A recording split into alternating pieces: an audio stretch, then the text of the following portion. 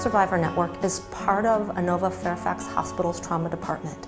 It's a really unique program, not only to Fairfax but also across the country. There's very few programs that provide the ongoing support to trauma patients and their families after the hospital.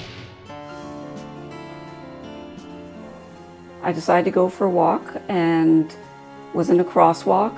Almost at the other side, I was struck by a hit-and-run driver. I have no memory of it.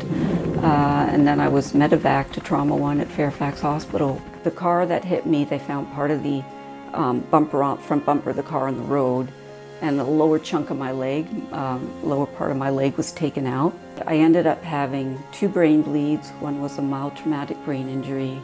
My nose got broken. I was bruised all over. About a year and a half into the accident, I started having post-traumatic stress disorder syndromes and was crying easily. I'd been out of work for about 6 months or more, tried going back slowly, started going back full-time. My body just started crashing. I'd be crying at work. I couldn't handle anything. So what we find is once people have suffered a traumatic injury, that sense of who they were and what they had has been disrupted. There's oftentimes a great sense of hopelessness and fear of what the future is going to bring, or that they may not get back to how they used to be. And those are big pieces that we bring to the TSN, because part of trauma and traumatic injury is isolation. So the goal of our program is to bring people together to help them support and understand each other and help them not feel so alone.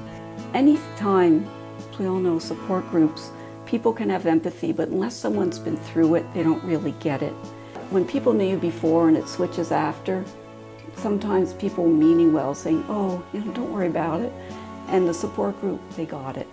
Helping people deal with the issues of depression and anxiety and trouble adjusting. If you can manage those issues, then people can often heal faster and quicker and get on with their life and get back to that new normal or whatever that happens to be for them.